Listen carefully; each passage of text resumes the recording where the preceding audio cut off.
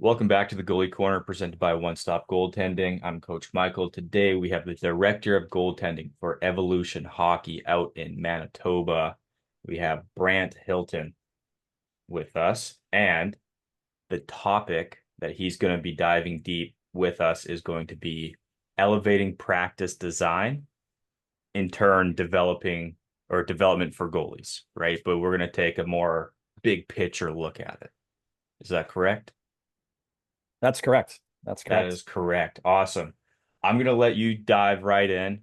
I'm your student today. I'm going Okay. to raise my hand with questions when something comes up. I'm sure there will be, Okay. and I'll let you take it away. All right. So yeah, me and you, Mike, were talking about this a little while ago. Um, Elevating practice design. It's something that has been, I think, at the forefront for a little bit now. Certainly when we talk about different hockey organizations, I think the big step forward is how can coaches develop a practice plan that's best for the players and the goaltenders. Obviously, today we're going to be talking more about the goalies, but I mean, it goes hand in hand. Yeah. And so, what coaches are looking for is some sort of practice template where the transferability is going to be quicker and greater from practice to game. Um, and so again, I think that's been at the forefront for a little bit now. I don't think there's a right or wrong. I think coaches have different perspectives as to what they think is best. And so, yeah, let's dive into it. Can I ask a first question here right off the Yeah, hop? yeah, I feel like in this topic, you actually approached me and being like, "Hey, this is bugging me. I want to get like some of this stuff off my chest to get it like a little bit more widespread, right?" How did you hmm come up with maybe not the topic, but how did you start realizing, hey, you know what? There's a solution here. I think it was just from. I mean, I try to listen to as many podcasts as I can. I do have some go-to ones. I listen to one with Jamie Phillips and Ben Cernick. They're big on representative practice design. I've listened to a few other ones where, yeah, that's been the topic is how can we make practices and development opportunities for goalies better? And Right. so for me, it got me thinking about what can I do for the goalies that I work with here in Winnipeg? What can I do to increase variability in what I'm doing, and hopefully that works out to quicker transferability from practice into game. And it's something that I'm still playing around with, to be honest with you. I don't have all the answers. It's just stuff that I've tried to figure out on my own through listening to podcasts, doing a little bit of reading. Rob Gray obviously has a great podcast out there, and he specializes in skill acquisition. So listening to him from time to time and what he has to say, he works pretty heavily in baseball, I believe, with the Boston Red Sox still, but like he is a former goaltender. He's down in Arizona, and he has a lot of really interesting things to say about skill acquisition. And at the very base of it all is just variability for the athlete rather than something that is, like when we think about hockey practice or the structure of hockey practice, whether it's a private session for a goalie or a team practice, we think of something that really doesn't represent what a game looks like at all. So why are we practicing or creating these training environments where um, it's just not what a game represents? You don't see it in the game. That's not what's best for the athlete. So anyway, that's kind of where I got thinking about it. I've tried to play around with it. I've had some ideas. I've tried them. Some of them have worked. Maybe some of them I don't go back to, and that's all just kind of the trial and error process. Perfect. Can't wait to hear more about it. Um, where do we want to start here? There's a few different layers. There's a few different layers. Again, I guess I'll just go back to the structure of hockey practice. And again, when we think about that, when we think about a typical hockey practice or a training environment for goaltenders, a lot of times it just doesn't represent what you see in a game. And obviously, to me, that's counterproductive. And how can we expect the athletes that we coach or train to perform at their best when the practice environment just isn't what they see in a game? So when I think of team practice, and we'll get to that in a little bit, we're thinking about, at least what comes to mind for me, is flow drills, let's say breakouts where there's not a lot of movement, certainly on the goalie side of things, nothing that really strongly represents a game.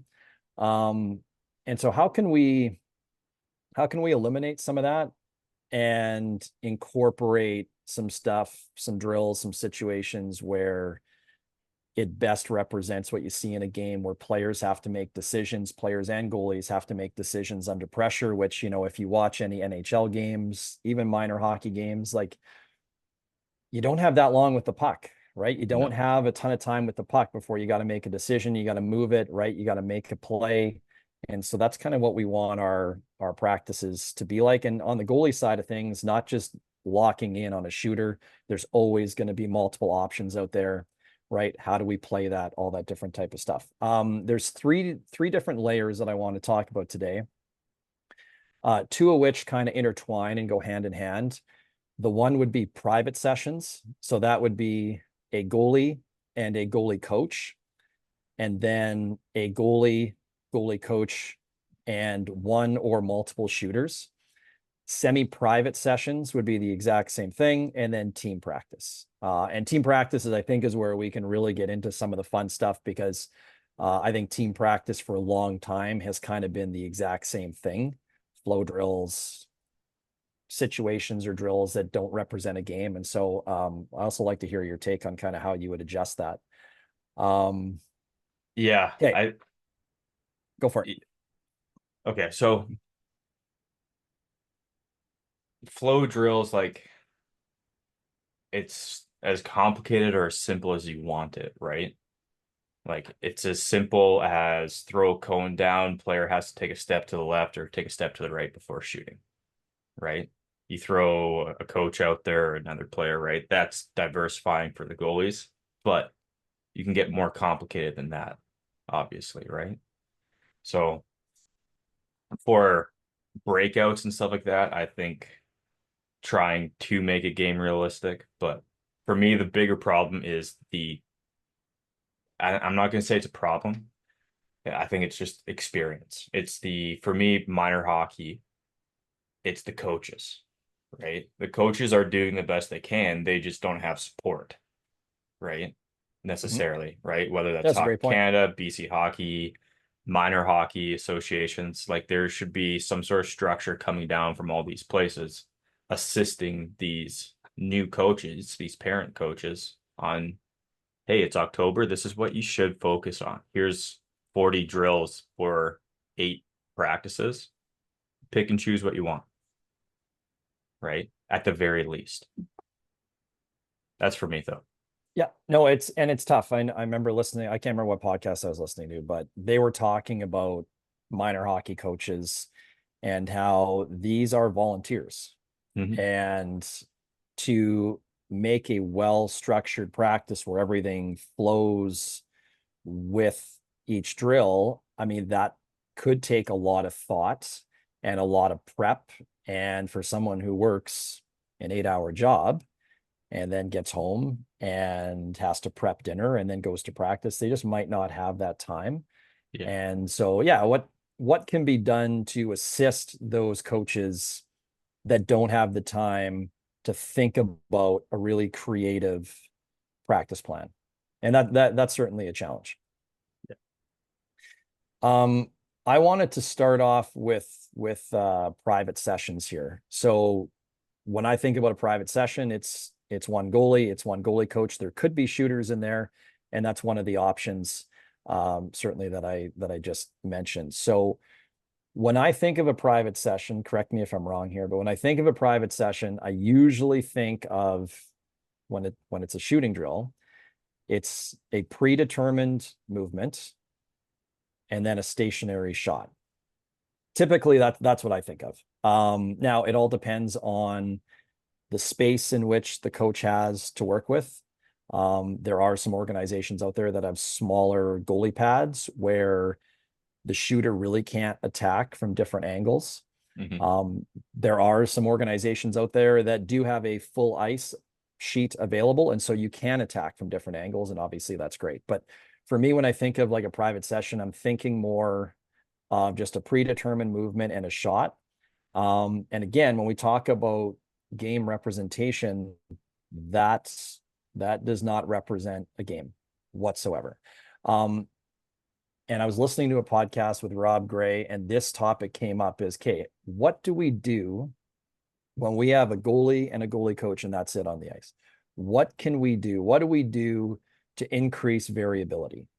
And there's a few different things you can do. And Rob was great at describing it and providing some tips.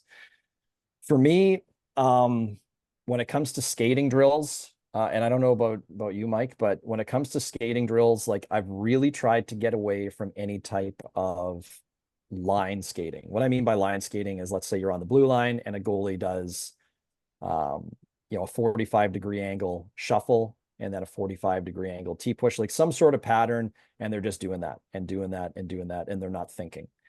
I used to do that. I found that with some goalies, it's very sloppy. They're not thinking. They're like speeding through it. It's not what you want. Yeah. And so what I've tried to do now, and it's funny because I've coached a goalie pretty closely for a year and a half. And in the springtime, it came up to me. He's like, I don't like, we don't really do any skating anymore.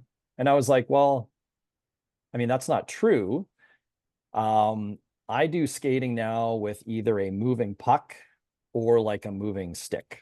So there's no Mm, more line skating anymore. It's all just they have to follow something because it's what best represents a game in my mind. So if it's just me and and a goalie on the ice, I'll use the butt end of my stick. And I got this from yeah. Pascal I know the Polano. clip you're talking about. Yeah. Yeah. And I saw him do this and I thought it was awesome. So I flip over my, and you don't even have to flip over your stick. You can just put your stick down normally. But you know, you can create these skating patterns where the goalie has to follow your stick, either the butt end or the stick blade. And now they're actually following something rather than just doing some sort of movements and they're not even thinking about it. Right. So at least there's a little bit of they're thinking about something in there and they're following something, which is exactly what happens in a game. You're following the puck. Question about that. Where on the ice do you do that? Do you do it in the crease? Do you might still use the line? Like Pasco was still using the line, but Mhm. he add that variability to it. Yeah. So if you don't have, so I'll do it in a couple ways. I'll do it in a stationary position where that's more or less just going to be shuffles, T pushes, maybe some butterfly slides in there. I have done the line too. So I guess you can consider that line skating. The difference is they're reacting to my stick. Right. So it's not just I'm standing there watching them and it's shuffle, T push. Like they're reacting to my stick. So maybe like if I move the butt end of my stick quite a distance, maybe that's a T push. If it's shorter, it's a shuffle, and then it goes across the line, and then that can be a T push or it can be a butterfly slide, like something like that. So I will do it where there's some momentum backwards, but they are following the stick. I Gotcha. do find like that has worked really well. Um, and when it's just a goalie and a goalie coach, I find that's a great way to do some skating. Yeah. Um, you can't always do skating drills where the goalies are moving or reacting to something. If you're going to work some inside edges in your butterfly, maybe that is just a predetermined pattern just to get them to feel out the edges and work on it. So I'm not saying you do it all the time, but I think for the basic skating, um, you can definitely get them to follow something. And I do think that works a lot better than just line skating. But I will Yeah. say too, like if you're running a goalie camp with 20 goalies, maybe you do line skating just to keep them all involved. Yeah. That's where my brain was going. I'm like, okay, I got camp coming up with 12 goalies on the ice for each group. Is there a world that we can pair up the goalies where they're using their goalie partner's stick and following and reacting? I Depends on don't the age, know. I think. I Yeah, mean, I really do you, don't do you know. trust that they're going to do it properly? That's the issue. Yeah, that is the issue for sure. I'll But I would test say it for you. you could, Yeah, yeah. I'll test it for you and I'll get back to you on that one. I think I like the point where you said like it's not you don't always have to do it, but it's like an additional tool to have because you're training the goalies skating, yes. But like even behind the scenes, you're training the reaction time, the explosiveness, mentally, right? They're watching, they're looking, and then they're moving, right? So I like that. I like that quite a bit. I've seen some goalie coaches online too who will talk about when they're doing line skating. Goalies won't lead with their head. They won't lead with their upper body, right? The head goes first and then the rest follows. And they won't do that because there's nothing to follow. And so I've heard goalie coaches online be like, well, you got to lead with your eyes. You got to lead with your eyes. And I used to do the same thing. And then I thought to myself, well, I mean, they're not following anything, so I kind of get it. Like they just kind of Hmm. forget. But in a game, when that puck is moving, if it's a lateral east to west, I mean, they're going to be leading with their eyes, and then the rest of their body is going to go. So for me, you don't have to worry about the eyes leading, not leading, because they're going to lead because they're actually following something. Yeah. And so that eliminates that completely. I'm never worried about that because you can really like slow it down if you want to. Like there has been times where I've said, okay, I'll move my stick this distance and your whole body has to rotate. And then once my stick stops, then you can push kind of thing. So it's really emphasizing like head first, eyes, good rotation with the body, all that. Um, Different variations that you can do for sure, depending on the skill level of a goalie. Perfect. Yeah. Um, okay, so that's kind of skating, I guess, when it comes to a private session, goalie and goalie coach. Now, what do you do when you're shooting? Because again, as I mentioned, when I think of a private session, it's like T push or it's push out off the post, maybe T push across the crease, and then your coach is there, stationary shot. Never Yeah. happens in a game. No one's usually stationary when they shoot unless it's like power play one timer, right? Very rarely does that happen. There's usually movement on the shooter side. They're usually skating in, or they're moving laterally, or they're changing the angle of the shot, or whatever. Yeah. So, like, how can we add these different elements into our training session just to add again variability Hmm. and to make it more game realistic? And so that's something that I've tried to, think about and consider in my training. So a couple different things, that you can do. I made some notes here, so I'm going to try to read them over as I go. You could obviously, I mean, using different tools would be nice if you have those at your disposal. I'm thinking more. There's a long like rubber rebounder, I call it. That could be used as like a pass. Yeah. So you could pass it off that rubber rebounder. It comes back to you. So the goalie starts at that rubber rebounder and then goes once that puck hits it and goes back to the coach. Um, Adding in variability as well on the shooting side of it. Coach can take that puck and now move a little bit, skate with it one way or the other, drag the shot or, drag the puck in, shoot. Hmm. So you're changing up the location of the shot each and every time. Um, Depending on how much ice you have available, you could get a parent to come out, put a helmet on, get the parent to come out. They could pass you the puck. I know in the past I've done like a tipped over net, adding that in as like a deflection option, net front, and that way the goalie doesn't lock in on the shooter. They have to think about a backdoor passing option as well. So different ways to switch up the variability so it's not just push out, you know, It's T not push over robotic. shot. Yeah, every single time. How can we change it up so it's very much game realistic or as much as it can be considering it's just one coach and one goalie? What I started doing, so getting shooters out here in Kamloops, let me tell you, real headache. Um, which is Mhm. quite surprising for me. But I have a good shot. I would say wildly average at skating. What I start doing, if we're doing kind of a robotic movement, I'll let them be robotic for the first two or three to really hone in on what the focus is. And then as they're pushing across the crease, I'm just going to say we're pushing like blue line to blue line, simplistic sake. Before they stop, I take a step in a direction, right? So now they're pivoting, they're readjusting, they have to adapt, right? we're still focused on the rotation or whatever the focus is. But now I'm stepping, they have to readjust into a shot. Very Perfect. small adaptation, It's great. right? Might shoot early, might shoot late. They have to readapt, right? Yep. So, And that's the variability. And then if you have the room, you can switch up your location on the ice. Let's say you're right in the middle of the top of the circle. That's kind of where you start. Well, the next one, maybe you're 3 feet to the right, 3 feet to the left, a little bit yeah, deeper, a little bit higher. And it's always changing up that area on the ice. So it's not they're pushing to the same spot every single time. Because again, it's just not happening in a game. yeah, The one other thing you could do that I've done as well, if you have the room, is if you're doing like a push out off the post and then like a simulated east to west lateral play, you could almost start at the blue line. Once they push off the post, you start skating inwards. And now yeah. you can change the road up a bit, I like right? that. And even though there's no moving puck, now once they get to you, you're moving one way or the other. Now they stop. Now they got to readjust in a quick shot or something along those lines, right? So it's just That's if a you're working on simple, rotation, whatever, it stays the same, yeah, but that variability when you shoot a little bit different. yeah. I like that. I didn't think of that one. I'll probably start doing It's that one. if you have the room, like if you have the room. If you don't have the We, room, you yeah, got to try to be as creative as you can be. right. But if you don't have the room, you can take that same logic and do it to the corner or do it from the half wall, right? Yeah. Easily, right? Goalie's going back to the post, right? Start stepping out before he touches the post, Yeah. right?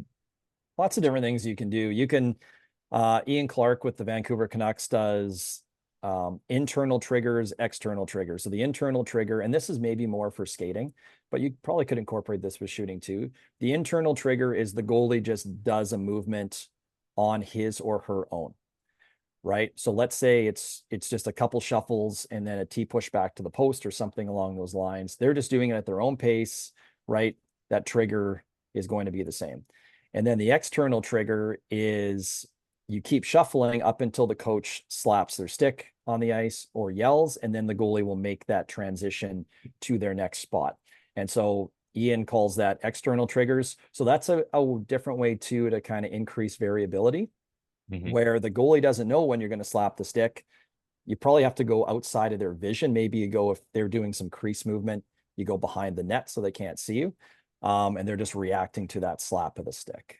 So that's a different thing that you can do as well. Yeah, And so it's obviously, if like Ian's doing audio it, cues or he's one of the visual. best goalie coaches in the world. So if he's doing it, it's probably okay. Yeah, no kidding. Um, But that's kind of like audio clues and visual cues, right? So you yeah. get a little bit different senses working.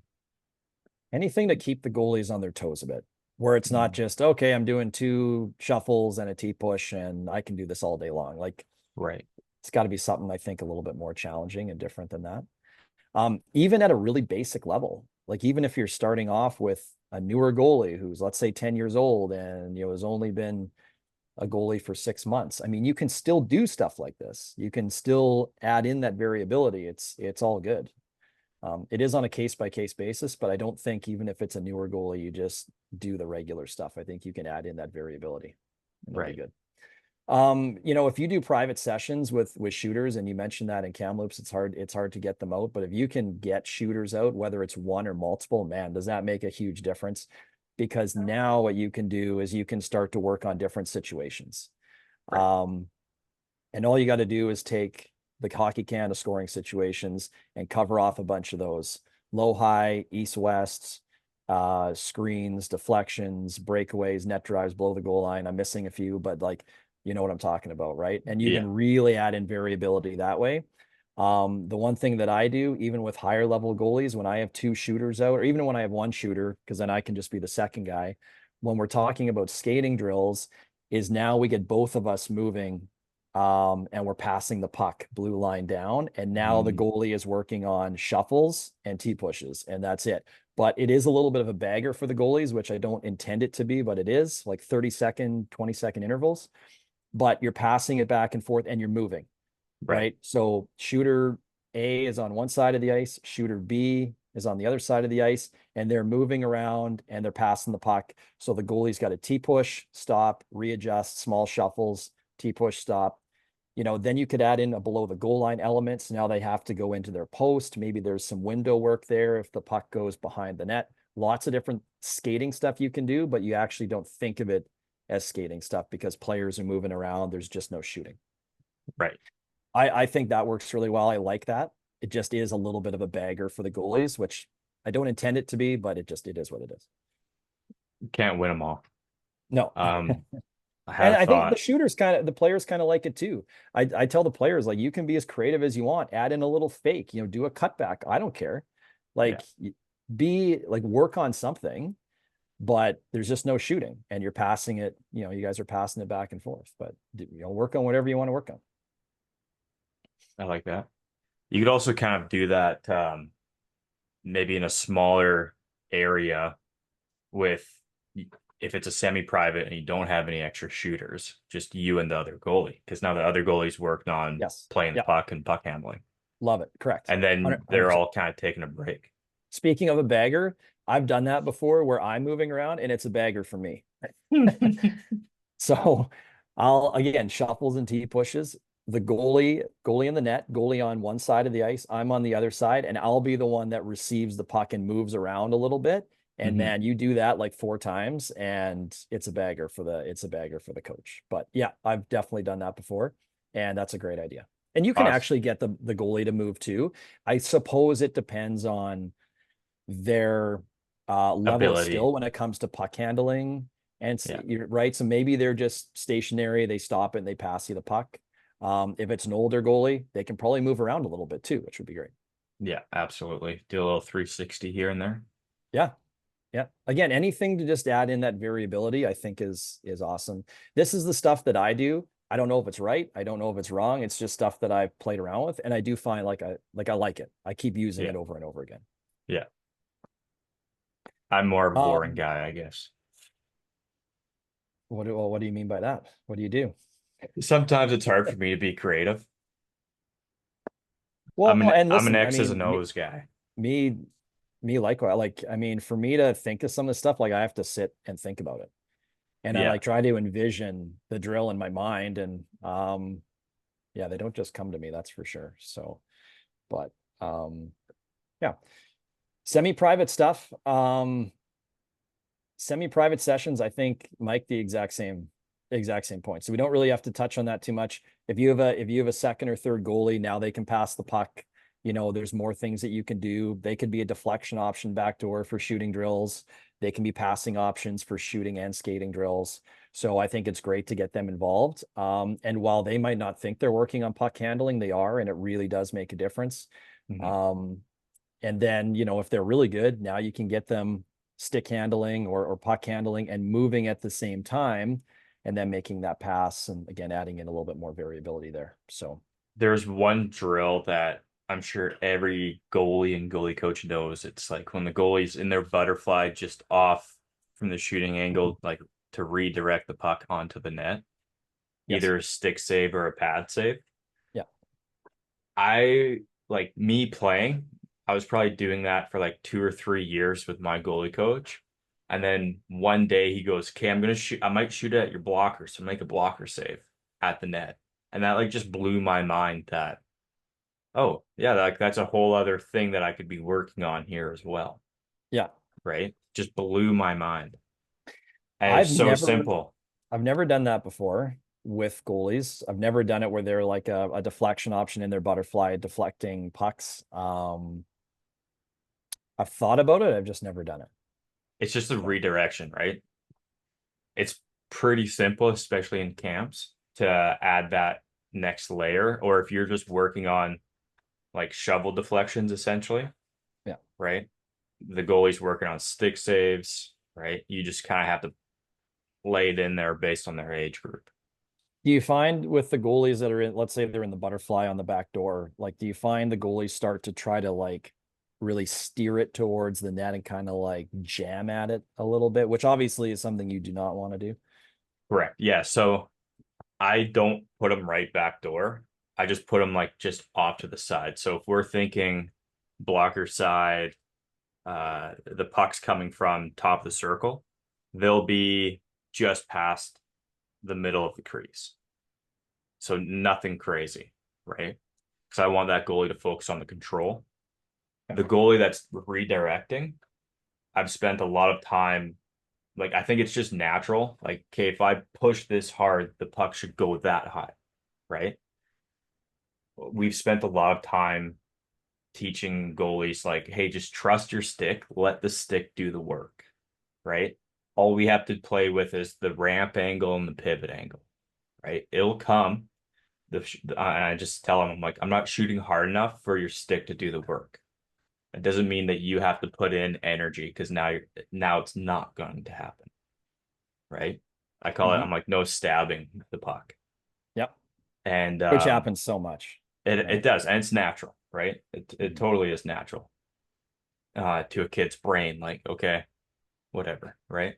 Yeah, I'm gonna push at it, and it's Yeah, gonna accelerate into the yeah, corner a little bit quicker. yeah.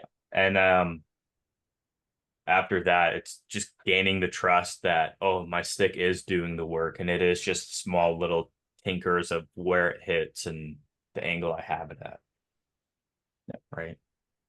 So it's good. Our focus isn't necessarily the kid doing the stick saves when we do it. We'll do, but to get warmed up for that, we'll do stick save warm up shots. And Sure. that's where the focus is, and that's where we talk about it. So when we get into there, it's just like keywords. It's like, oh, don't stab at it. And you're like, oh yeah, right. Okay. Right. Mhm. So also screening. You can use goalies for screening. 100%. A Yep. little wider. And they're probably because they have more gear on, they're better for, depending on the age group, flash screening as well, Yeah. right? Yeah. Because the timing of a flash screen when you're working on that, if a player is going to do it, might get hit with the puck, and obviously they're not going to like that in a training session. So for the goalie, having all their gear on as it is and being the most protected people on the ice might be better for them to be a flash screener. And I know I've tried that with older goalies from time to time. It's worked okay. Yeah, but yeah, different option That's good. for sure. Love it. Should we move on to Um, team practices, or is there a few more we should. points for semis? No, I mean, I think there, no, I don't think so. I mean, this type of category, I think you can talk about this all day. I mean, it just a kind of a light bulb went off when you said warm up. When we think about warm up drills, like what do those look like for goalies? And can you add variability in your warm up? Should you add variability in your warm up, or should it just be a stationary shot to get the eyes going? Like you could go like minute by minute and try to break down a practice plan. We don't have to do that because I do want to get to team practice, but it just kind of made me think about warm-up drills and do Can we we add live there? variability? Do we add in variability there? Like, is that right? Is that wrong? I don't even know if I have the answer to that. I don't think any of us do, but can we live there for like 2 or 3 minutes? Because I'm Yeah, you want to curious chat what about you, that? yeah, I'm curious what Sure. you do for warm-up shots. And we'll just say like U15, U18 goalie, like Yeah. pretty run of the mill kind of thing. Um, Warm-up shots. When I have a shooter with me, so typically when you think of a warm-up drill for goalies, it's going to be shooter in a stationary position, right? And they're going to be shooting to the glove or to the blocker. Get the eyes going. Maybe the goalie starts in the butterfly, follow it all the way in, send the puck to the corner, catch it nice and cleanly. I don't typically do that. Um, I've gone away from that. I used to. And again, just the more I think about practice design and variability, I do think that you can add in a little bit of variability to your warm-up drill Yeah, as well. totally. And so one of the warm-up drills I have done in the past, this was with an older goalie. It was almost just like an entry into a shot. So I players started in the neutral zone. I was in the neutral zone. I just made like an area pass. Player skated onto it just down the wing and shot it from a distance. I told like Yeah, you got to shoot it from the top of the circle or higher. So yeah, that way the goalie has more than enough time to track it, follow it all the way in, but it can be anywhere. So now there's still that movement involved from the goalie. They're still adjusting their angle a little bit as that player is making their way down the wing, but I've used that as a warm-up drill. I like that a lot more than your typical stationary in the butterfly warm up your eyes. I mean, I don't know. I That's just fit kind of what I've done. for me, like if you want to warm up your eyes, you should have done that off the ice, That's a great point. Yeah. right? Like, I know it's hard, like team practice, semi-privates, camps, whatever. It's hard to get to the rink at the same time every time to give yourself a really good warm up before practice based on parents' schedule, work schedule, school schedule, whatever. 6 a.m. practice, like you're not really going to show up at 5 o'clock in the morning. Some do. But if you want a proper warm up, you have to kind of do it yourself. So when you get onto the ice, it doesn't matter who's running the practice. You're confident that you warmed yourself up to an extent, obviously, right? I No, I think agree with that 100%. I think small movement shots, like what you were saying, perfect. I've been playing around with like just small increase, little center of gravity changes into a shot, right? So we're kind of like moving into the puck instead of just here, just the hand going. Now we're getting the whole body going. A little bit of a lean in, A sure. little bit of a lean in. And If there is that standing or butterfly or both? both. Okay. So we do like 2 rounds. So first round, you're just kind of standing just off center to the glove side or blocker side. It's like a lateral release almost. And then in the butterfly, you're just, and for me, like I do that when we're focused on active hands, getting the hands moving when we're sliding, right? Like my warm-up shots represent where we're going in the practice. If it's a Yeah, semi-private, that's great. Yeah, right? If love we're that. doing like post work, we'll like integrate post work with like a lighter shot as like the warm-up shots essentially, right? Like for me, warm-up shots are just you're not shooting 100%, you're shooting between 50 and 80%, and you're focused on an area or you're focused on just to make the goalies feel good. You're not trying to snipe it or anything like that, right? Love it. But it's more than just tracking. Yep. So I Yeah. like that. I mean, I think that's great. I did one recently where I typically have a bingo dabber with me on the ice, which is great just to draw out lines. And I'll draw zone 1, 2, and 3 on one side of the ice. And I did like a lateral, I did like it actually turned out to be like a high to low pass. It was a high to low pass into zone 1, 2, and 3. And then just a stationary shot from the shooter. So a little bit of movement, stationary shot, work on here's your overlap, Yeah, shot. Now love that. reset to me. Then we go to zone 2, right? High to low. Now we're in zone 2. Okay, where's our depth at? Stationary shot, track it all the way in. Then zone 3.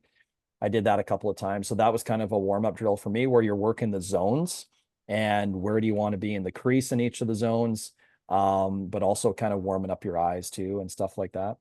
Yeah, When I it like comes that. to getting away from the eye warming up the eyes, but just like warming up in general, you're right. Like a goalie should arrive 45 minutes early, go through some sort of stretch and warm up, high knees, butt kicks, whatever, to get their heart rate going, get the muscles loose, throw the ball against the wall, whatever you got to do to warm up the eyes as well.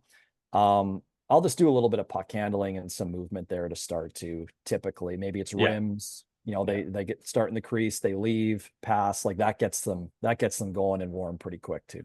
yeah. Like I always do some sort of like skating warm up style thing at the beginning because you have to, because not everybody does the off ice training. Yeah. But yesterday, at the time of recording, one of my older goalies shows up an hour and a half before practice. Like he gets there before I do, unpacks his whole bag, hangs it up in the dressing room, and then he has like a 45-minute like warm up routine, right? And I did ask him yesterday, I'm like, do you feel like you have to do it? He goes, no, I just want to. I know when I do this, I perform better. I get on the ice ready, right? And I love that. My dad, one of his famous sayings is like, you can't warm up when you go to tryouts and stuff like that. You have to show up and be ready, get going right away. Right. Mm-hmm. So, like, and that goes for everything. Right. So, Well, and you think about how precious ice time is. Like it's not like baseball where you can just go to the field Yeah. and work on grounders for 5 hours, and you're not paying any money for that.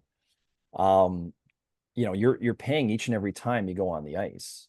Yeah. And if you're going to use the first 15 minutes to warm up, that's a total waste, Yeah. right? Like if you're not warm, you just step on the ice, you haven't stretched, you haven't done anything, like it's just a waste of 15 minutes. Yeah. Where if your body's ready to go, your eyes are ready to go, your mind is ready to go in terms of what you want to focus on and accomplish in the practice. Well, now, right when you step on the ice, you're working on getting better rather than using the first 15 minutes to warm up before you start to think about any of that other stuff. And just for the Kamloops people, that 15 minutes costs you $62.50. Yeah, and obviously something that kids don't think about, but it's valuable time wasted if Yeah, that is what's happening for sure. absolutely. Absolutely. All right, let's move on to team Let's go to team practices. This is practice. the big topic. This is the money maker with no money. Like when we're talking about goalie and player development, this to me is where the needle is going to move the most. It's not we need more goalie coaches or better goalie coaches or more goalie training. We need to figure out a way to make our team practices better. When you start off with a team, let's say in early October, okay, Mhm. and you play for 5 or 6 months, there should be significant growth from the start to the end. There should be, or maybe significance not the right word, but there should be growth, right? Each and every player, each and every goalie should be better from the time they started to the time it's done, and then they go into their spring training, right? Yeah.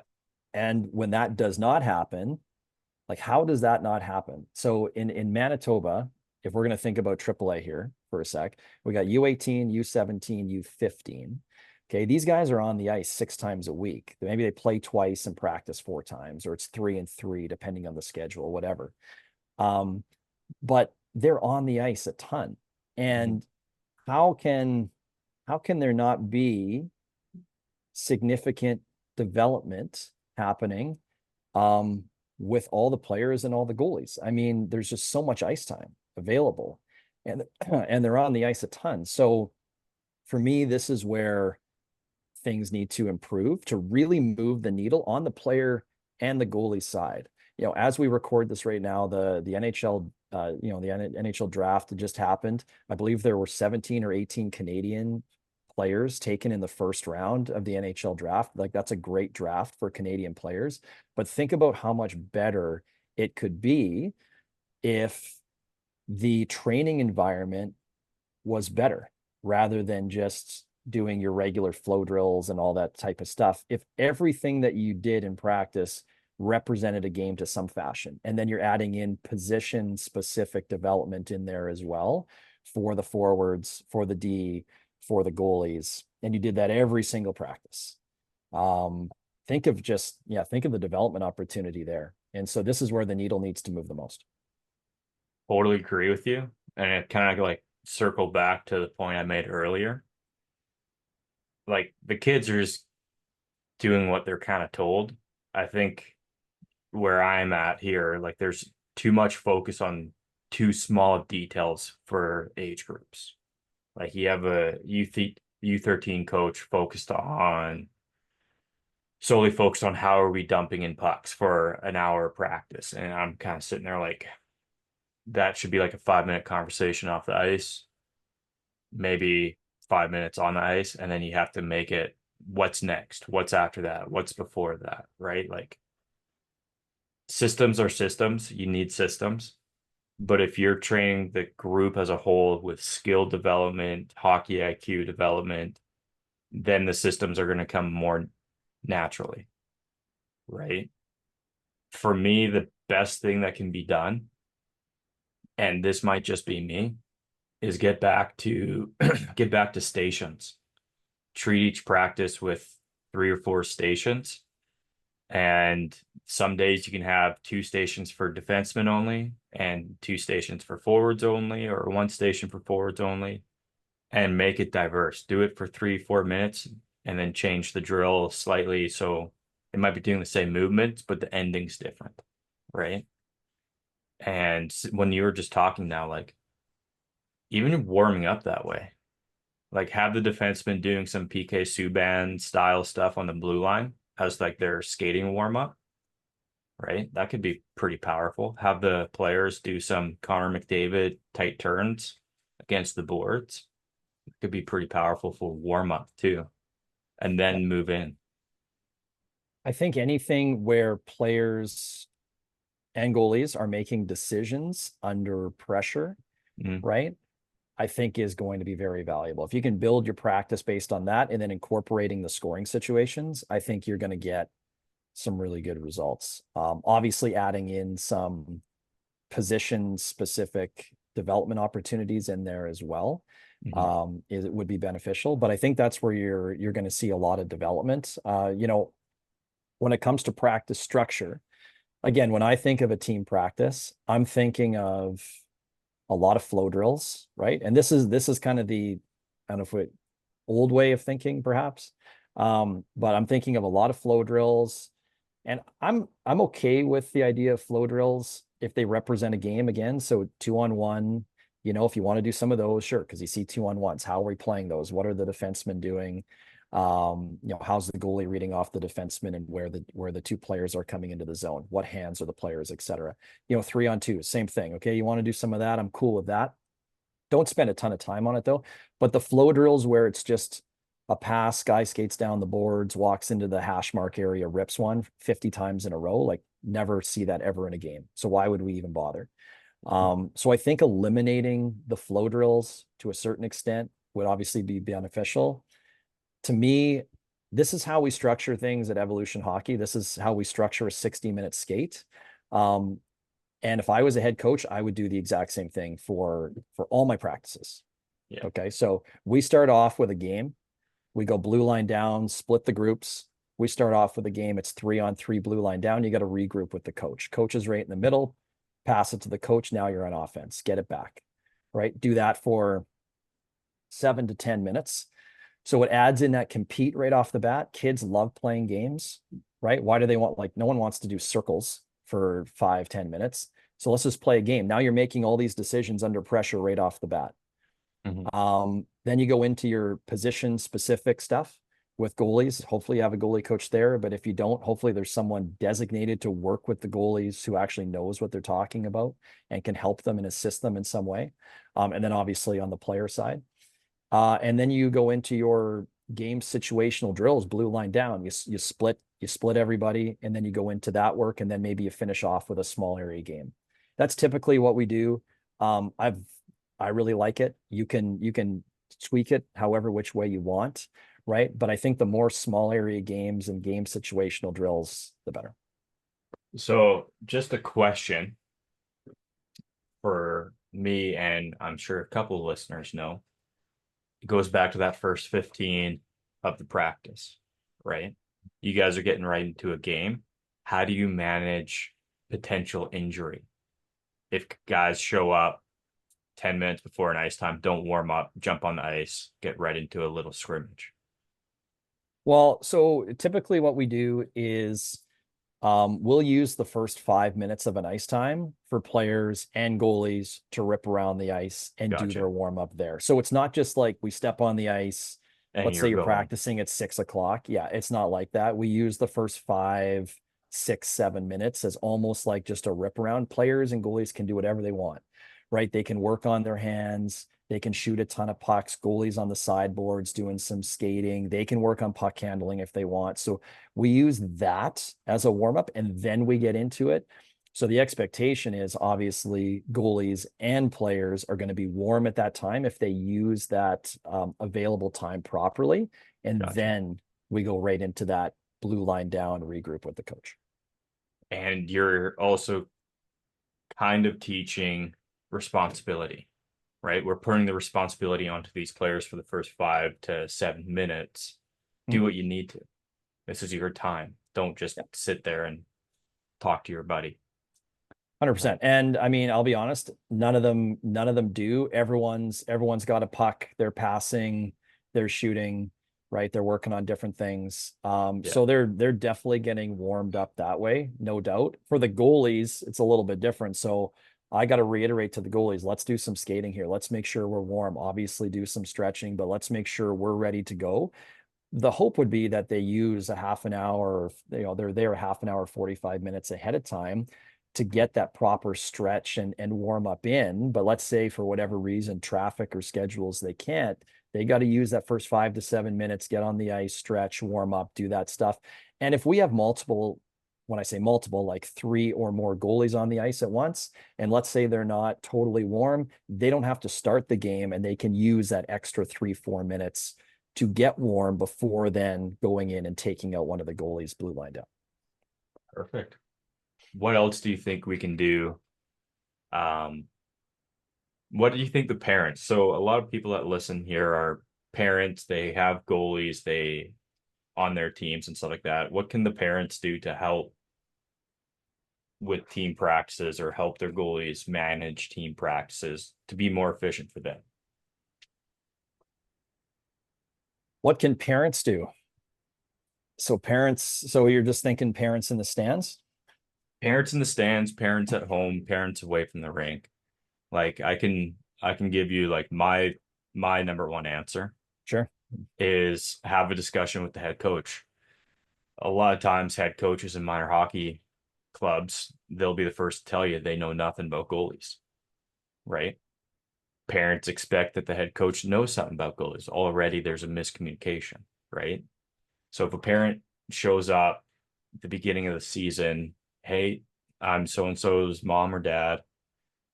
Can we help structure practices to help little Johnny? Right? Like, hey, if you're going to do a flow drill, can we at least throw a cone out there so there's diversity in where the shots are coming from? Right? And you're not trying to overstep or take away anything from the head coach or their strategy, but like you're almost planting a seed of like, oh, the end of the drill is just as important as the beginning of the drill. Right? You're not just going down, take a shot, go back to the line, go down, do something, take your shot, get back in line. Yeah. Right? I Yeah. think that's the easiest thing to do. Yeah, I would agree. I would agree. And the hope would be that each team, and I know this doesn't happen, but the hope would be that each team, minor hockey team, has a coach who is designated to assist with the goalie. So let's say you don't have a goalie coach there. Let's just say you don't. Maybe it's a U11 team, no goalie coach. Okay, not a big deal. All right.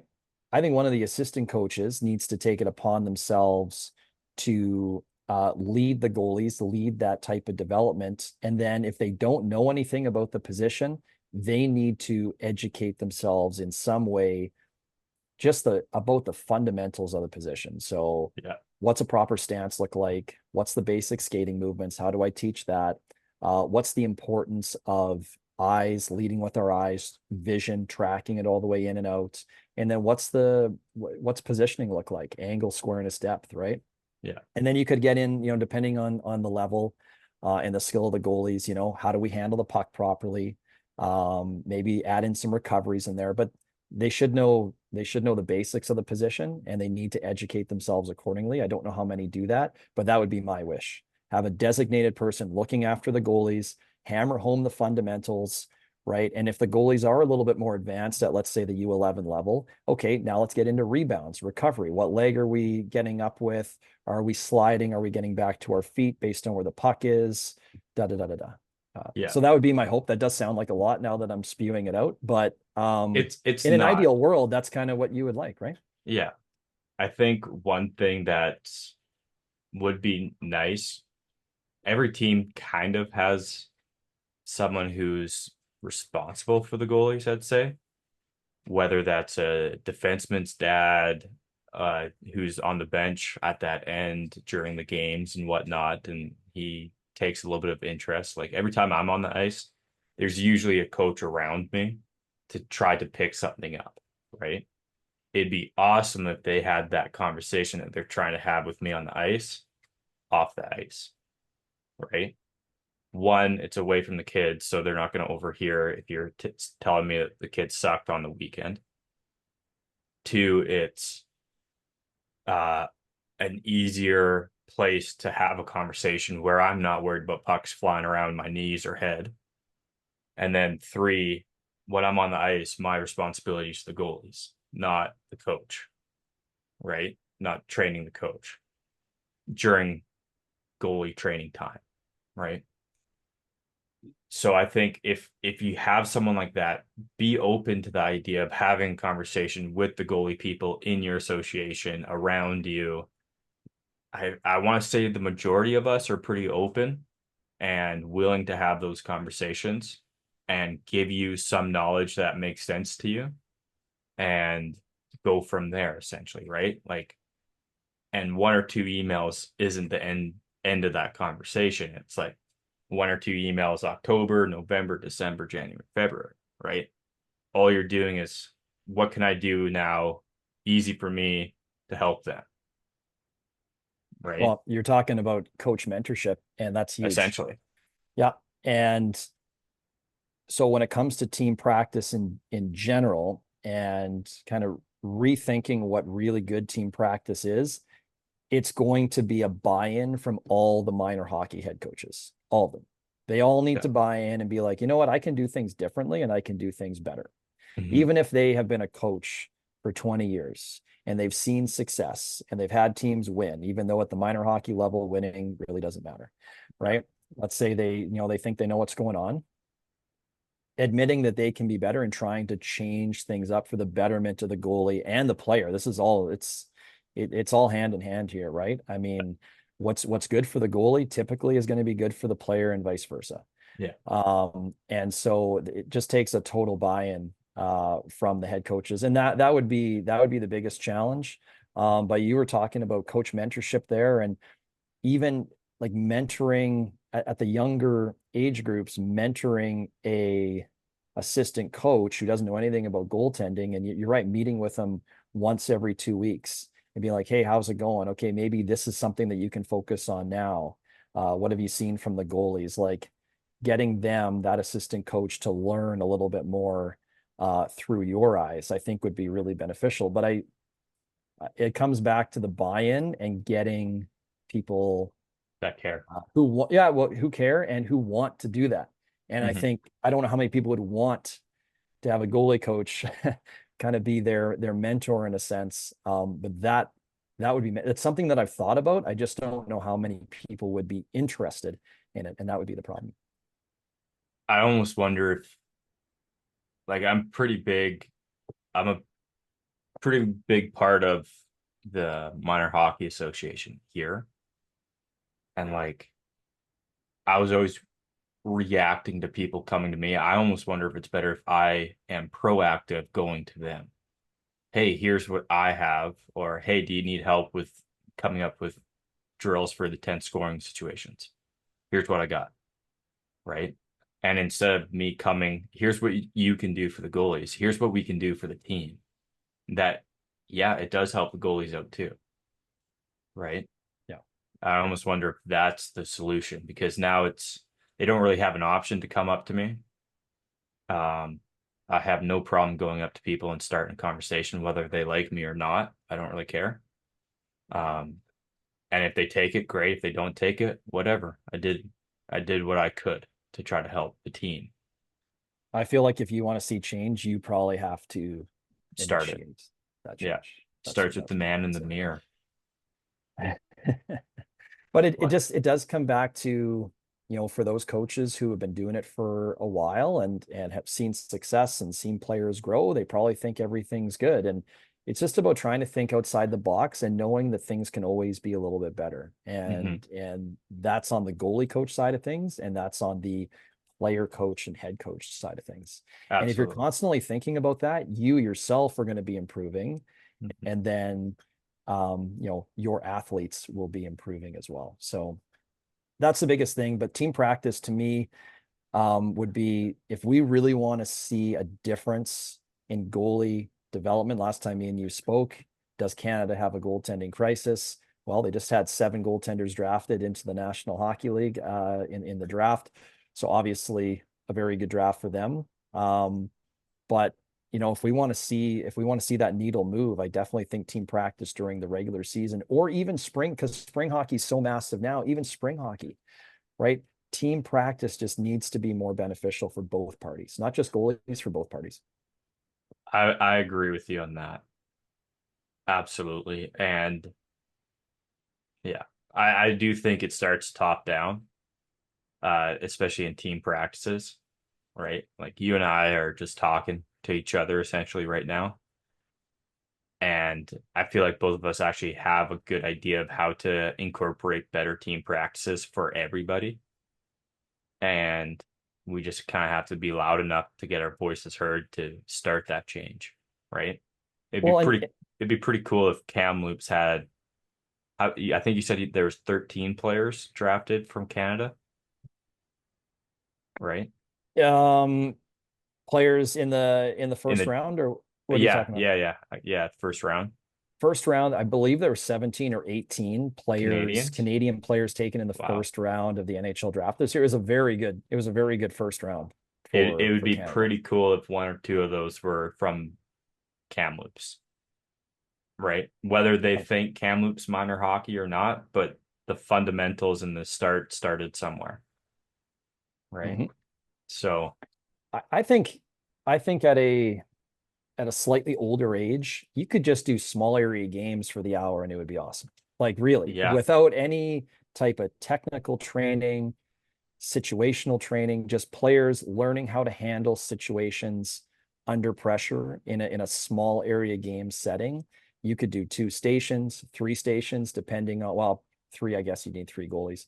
But like you could do stuff like that, and you would just see probably a massive improvement in how these players handle situations under pressure, yeah, how they read the game, right? When we're talking about younger age groups, like these practices need to be fun. Like the reason why you go to the rink and I go to the rink is we enjoy what we do and it's fun. And for the kids, it has to be fun. If it's not fun, they don't want to go, right? And so if you're doing these skating drills or these flow drills where you skate for 20 seconds and shoot, go to the back of the line for 3 minutes. I mean, I'm sorry, that's not fun, right?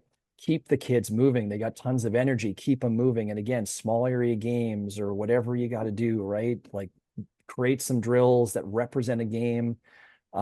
Just keep them moving. Everybody engaged. yeah. That's the biggest thing.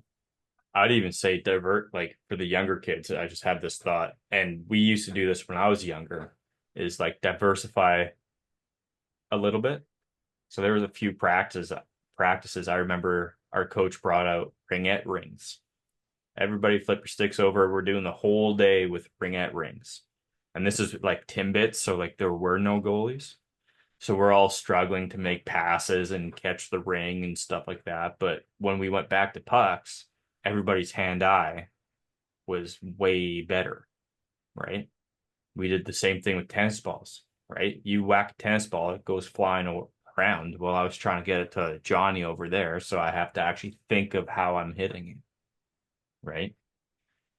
And I had a blast. Like I thought it was just a fun practice, but looking back now, it's like, oh, that coach was pretty smart with diversifying the Yeah. object we were using, right? Well, and so that goes back to Rob Gray too. So he has a really large baseball background, and I believe he said on one of his podcasts when he works with the Red Sox, um, they actually like the pitchers will throw a different sized ball or different weighted ball, right? And just adding in that different, like the variability. It's not the same as an actual baseball. It's perhaps a little bit heavier or a little bit lighter or bigger or whatever, but it's just figuring out ways to make a pitch with a different sized or weighted ball just makes you think a little bit differently. Obviously, you're Absolutely. not going to do that for a whole hour, of course. Maybe it's just 5 minutes, 3 minutes, whatever. But something just to change it up and to make you think and adapt. Different, that when you mentioned the ringette rings, that kind of brought me back to that. Nice, nice. Is Yeah. there anything that we've accidentally missed that we should wrap up on? Um, no, I don't think so. I think we touched on all of it. Again, for me, it's just about um kind of the whole theme of the podcast would be trying to find ways to just make our training sessions better, the training environment better, whether it's a goalie and a goalie coach in a private setting? How can we add in variability there? How can we make it more game realistic for the goalie, where they need to make a few more decisions, or even in team practice? Like, how can we make that better? More variables, more game representative, right? The more that we put our players and goalies in situations that represent what they see in a game, they're going to transfer the skills that they learn into a game. And now you're going to see development. Now you're going to see success. That's what we need to try to accomplish.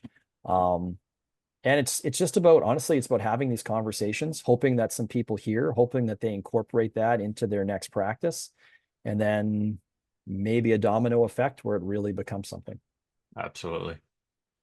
Thank you for jumping on. Thank you. Thank you, everybody, for listening. I hope it was somewhat educational.